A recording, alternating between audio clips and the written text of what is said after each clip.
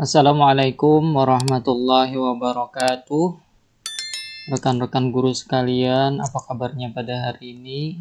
Pada kesempatan kali ini, saya ingin sedikit berbagi pemahaman saya tentang mengerjakan kinerja pada platform Merdeka Mengajar atau PMM. Nah, di sini nanti saya akan memberikan rekomendasi RHK mana yang paling mudah untuk kita kerjakan. Berhubung sekarang sudah tanggal 26, sebentar lagi ya. Sebentar lagi waktu terakhir pengajuan, waktu terakhir untuk disetujui dan disepakati kepala sekolah adalah tanggal 31 Januari. Oleh karena itu, saya akan berbagi sedikit tentang RHK mana yang paling mudah mungkin yang dikerjakannya. Karena ini termasuk baru untuk kita. Oleh karena itu kita ambil yang mudah dulu. Langsung saja, tidak perlu berlama-lama. Langsung kita ke fitur-fitur dari PMM. Langsung kita masuk ke kinerja atau pengelolaan kinerja. Nah, pada pengelolaan kinerja ini nanti kita langsung lanjut merencanakan kinerja. Nah, pada perencanaan kinerja ini yang ada 5 langkah ya. Di sini ada yang pertama itu ada praktek pembelajaran, terus yang kedua pengembangan kompetensi, dan yang ketiga adalah tugas tambahan. Dilanjutkan perilaku kerja dan rangkuman dan langsung diajukan. Nah, pada praktek pembelajaran di sini terdapat beberapa indikator ya, ada 8 indikator untuk menjadi fokus peningkatan kinerja Anda sebagai guru.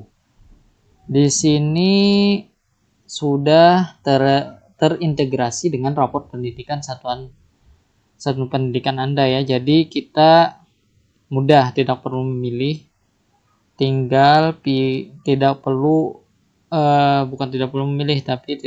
mencari-cari yang mana yang harus kita pilih ya. Di sini ada 8. Nah, dari 8 indikator ini ada warna di sini setiap dimensinya kan. Ada 3 dimensi tadi kan, ada dimensi manajemen kelas yang ini, terus ada dimensi dukungan psikologis, ada juga dimensi metode pembelajaran. Ini yang menjadi fokus penilaian ketika praktik pembelajaran. Nah, dari 3 ini mudah saja rekan-rekan guru untuk memilih. Nanti tinggal lihat warna yang ada dari 8 indikator ini. Seperti punya saya ini, karena sudah terhubung dengan rapor pendidikan, di sini ada warnanya kuning. Sebenarnya warnanya ini ada 3 macam. Ada merah, kuning, dan hijau. Kalau hijau itu berarti rapor pendidikan satuan pendidikan Anda itu baik semua ya. Kalau kuning itu masih perlu perbaikan, dan kalau merah itu yang harus diperbaiki. Nah, punya saya ini kuning semua. Jadi kalau kuning semua ini juga mudah. Jadi kita bisa sama-sama berbagi sesama guru di sekolah masing-masing itu masing-masing satu indikator. Jadi berbagi. Misalnya teman Anda yang A ambil yang nomor 1 ini, yang kedua yang ini, teman Anda yang B yang C ini, yang D ini. Jadi berbagi. Karena ini nanti mempengaruhi ke rapor. Ini yang akan mengangkat rapor sekolah rekan-rekan guru sekalian. Yang mana yang merah atau kuning itu yang dipilih. Nah, langsung saja ya. Karena punya saya ini kuning semua, jadi kami sudah berbagi semua guru masing-masing satu. Tapi seandainya sekolah saudara itu merah, ada satu misalnya di manajemen kelas merah, berarti rekan-rekan guru langsung saja memilih yang merah ya, langsung pilih yang merah. Kalau kuning bisa berbagi, kalau hijau berarti rekan guru-guru bebas memilih. Langsung saja kita masuk ke, kalau sini saya memilih ke dukungan psikologis yang ini ya. Saya pilih. Terus lanjutkan ke pengembangan kompetensi. Nah, pada pengembangan kompetensi ini yang banyak menjadi perbincangan di kalangan para guru ya. Di sini banyak yang bingung memilih RHK mana yang mungkin bisa dipilih. Jadi berdasarkan Perdikjen GTK nomor 7607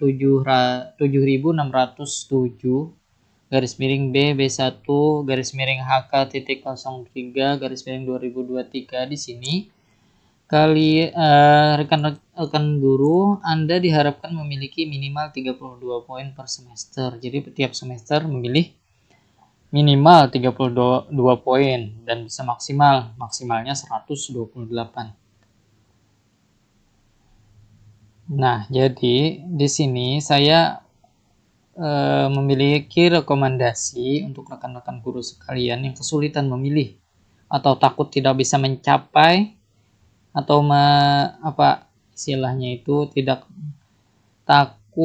tidak sanggup memenuhi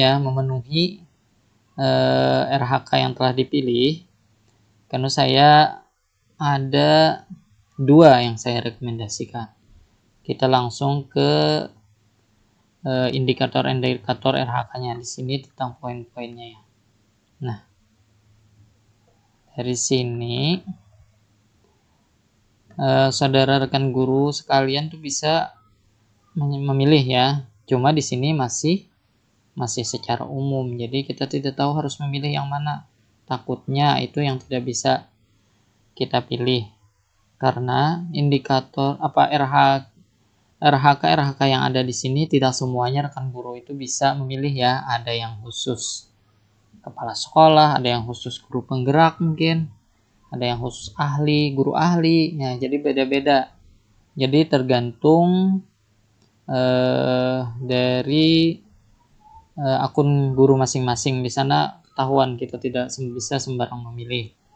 Nah, rekomendasi yang saya rekomendasikan kepada rekan-rekan guru di sini adalah yang pertama itu meningkatkan kompetensi melalui peran sebagai peserta berbagi praktik baik yang diselenggarakan oleh komunitas belajar. Kenapa saya memilih ini? Karena rekan-rekan guru tahu hal yang paling mudah kita dapatkan adalah dengan mengikuti komunitas belajar. Oleh karena itu sekarang ini lagi rame komunitas belajar berhamburan ya. Sebenarnya komunitas belajar itu juga terbagi 2 ya, komunitas belajar di sekolah dan juga intrasekolah. Nah, kita untuk memenuhi ini termasuk kedua itu, bisa lewat intrasekolah, bisa juga lewat komunitas belajar yang ada di sekolah masing-masing aja. Jadi fokuskan ke komunitas belajar ya. Jadi itu yang pertama, karena komunitas belajar itu bisa kita laksanakan kapan saja di satuan pendidikan masing-masing, di sekolah masing-masing. Untuk pelaksanaannya itu minimal 1 minggu itu bisa 1 kali kegiatan ya, 1 kali kegiatan dalam komunitas belajar. Jadi dalam 1 bulan berarti itu maksimalnya bisa sampai 4 kali kegiatan. Nah, rekan-rekan guru sekalian silahkan pilih saja di situ dalam 1 semester berapa bulan.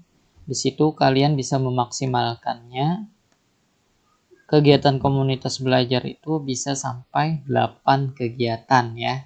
Jadi bisa 8 kegiatan. Seandainya saya milih 8 kegiatan yang maksimalnya, berarti sudah terpenuhi 32 poin. Nah, oleh karena itu kenapa saya merekomendasikan ini.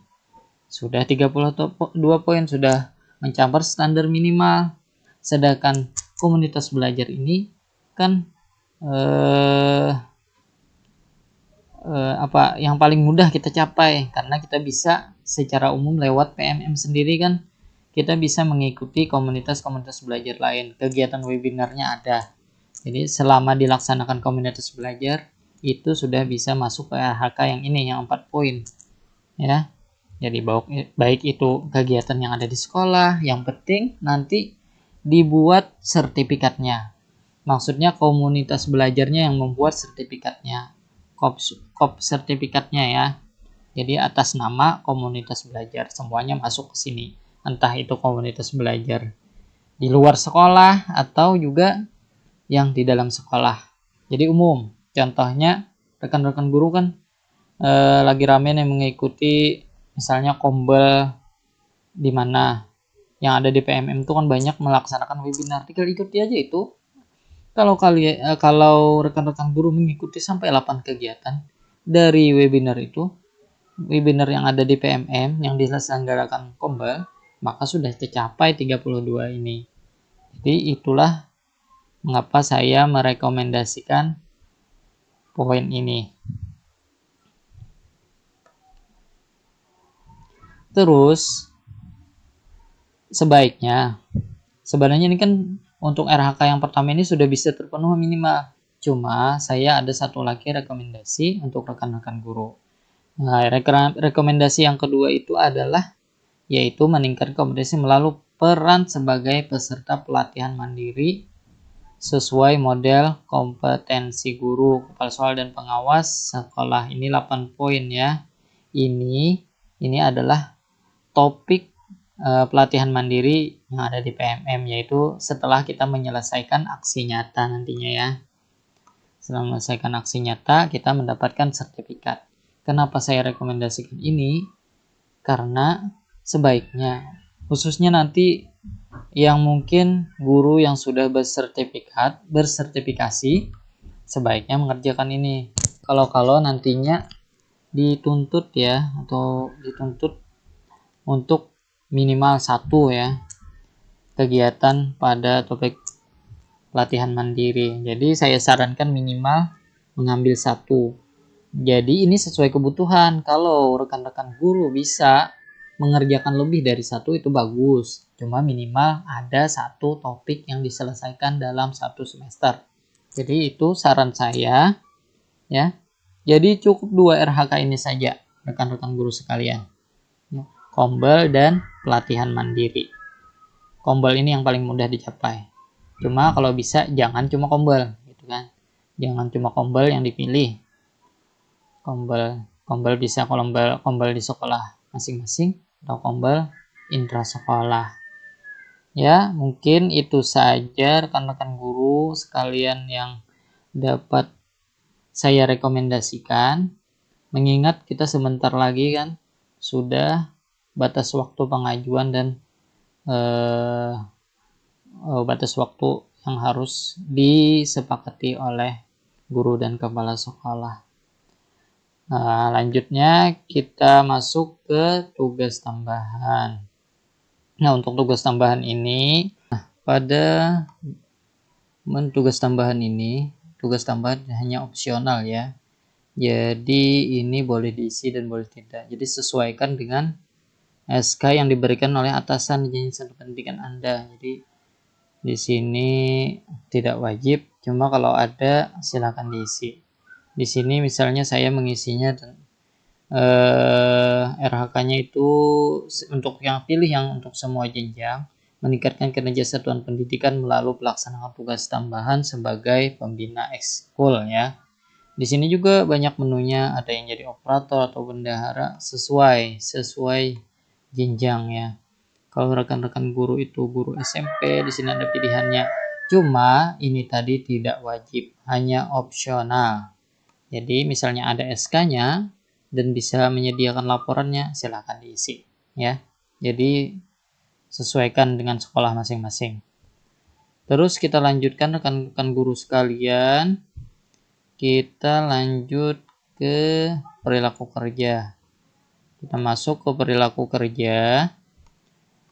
Nah, di perilaku kerja ini indikator dan perwujudan perilakunya sudah ada di sini ya.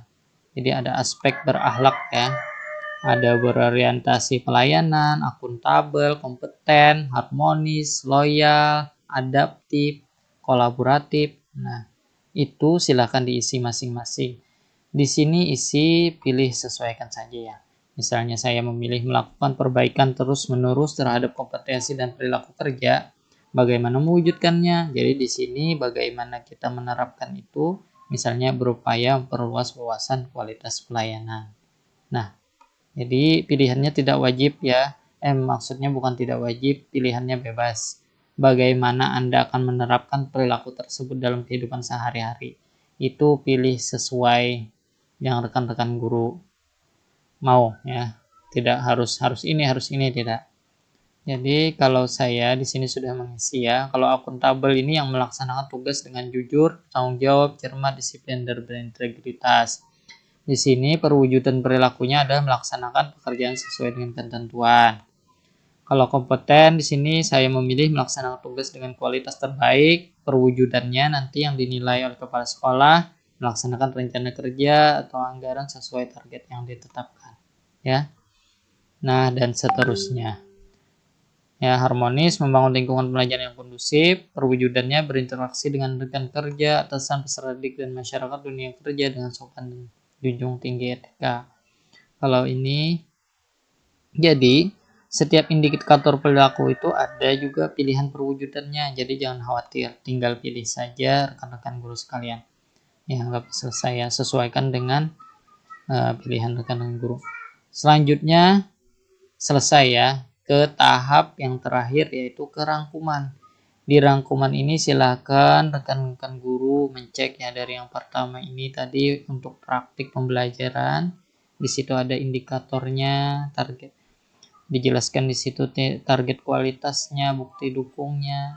Terus di sini yang kedua, ketiga ini RHK kita yang pilih tadi untuk mandiri, rencana hasil kerja, dan 5 ini memang ada karena wajib jadi muncul sendiri ya. Yang KOSP tadi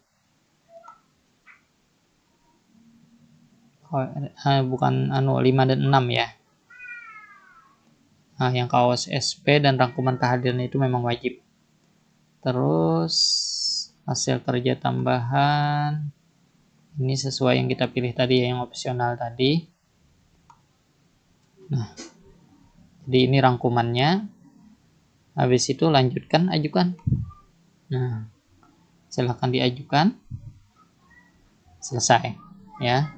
Jadi rekan-rekan guru, mungkin itu saja yang dapat ulun bagi, yang dapat saya bagi kepada rekan-rekan guru sekalian.